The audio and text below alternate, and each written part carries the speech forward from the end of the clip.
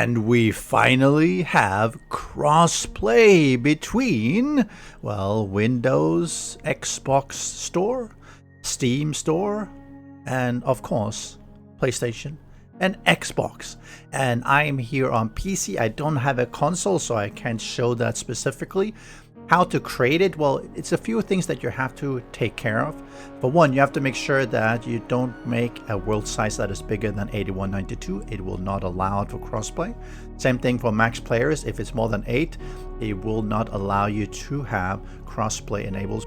You want to make sure that you have a server visibility, show that off as well, probably public so people can search for it as well because they'll be using the server browser.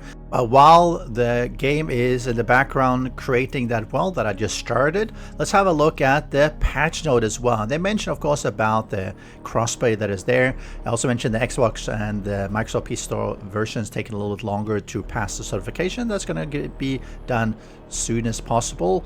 They mentioned to enable it here in the server browser. On the console, you need to enable crossplay in your settings. PC, crossplay enabled, but also mentioned you need to have ESC on. So if you turn it off, it will not allow crossplay connectivity.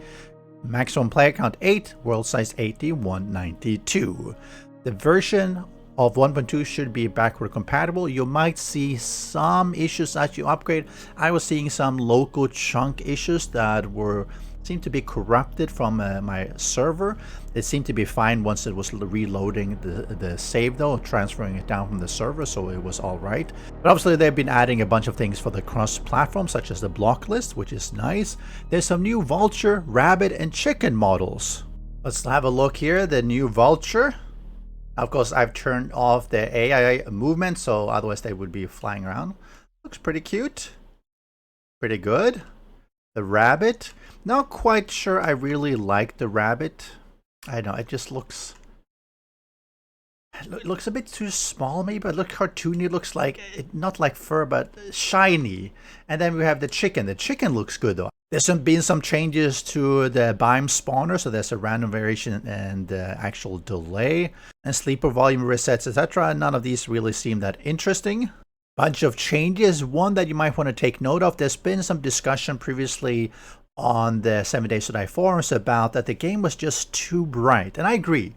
Now they've made some tweaks that if you set the brightness to below 50, not 70, the interior will darken, at night will also be darkened, which presumably will allow you to have a bit more of a spooky atmosphere when you're playing. So let's have a look at that. We're going to set the brightness there to 45. Let's say we could set it to night. So this is supposedly going to be darker. Let's bring it up to video. Let's bring it up to 55. Okay, I don't really see. I mean, of course, there's a 10% difference because of brightness, but I didn't really see much more than that. I wonder why. But it's one of those things that I heard people talking about that they thought it was, and I piped in as well, that I thought the game has just gotten really bright at night and indoors. And of course, they did that to make it a little bit easier for people. They have reduced the helmet light mod range, so that'll make the light a little bit less prevalent when you're walking around with that mod. And of course, as always, a bunch of fixes in here that will affect the game, hopefully make it a little bit more stable. There's a few of them that have been exceptions being thrown because something was happening. One thing that affected me on 1.2, however, was the change to the spawning.xml syntax for the configuration.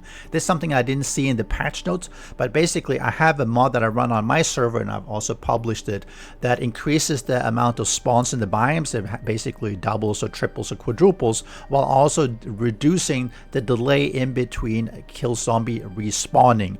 And because they changed the syntax, they added an ID, for instance, the whole mod broke the spawning of all zombies in the game. So I had to remove that and review and fix it, and then it worked again. So if you do have a mod that is increasing spawns, you might want to relook that and get an updated version, because it's possible that that breaks all the spawning in the world. So take care of that one. That's what happened on my server. I would say all in all, 1.2 is a pretty okay update. I mean, it did give us the crossplay, not that most people will necessarily be taking advantage of it. I do wish they would allow crossplay even with a higher player count than 8 and a larger world size than 8192. Maybe that's something they will look into later on. I think that if people wanted to have worse performance by having a larger world or more players, I think it's up to them. Right now, it disables crossplay automatically if you have a server. It also doesn't allow you, I believe it does not allow you to connect to dedicated servers. I'm not entirely sure because I can't try it myself, but let me know in the comment section below what you've seen of crossplay, if you tried it out, how it works, if there's any issues with it, any problems, because as I said, I don't have a console, so I can't try it out myself. Anyway, let's see when we get that winter update. They have talked about pushing it to the end of Q1 to 2025, so really more of a spring update.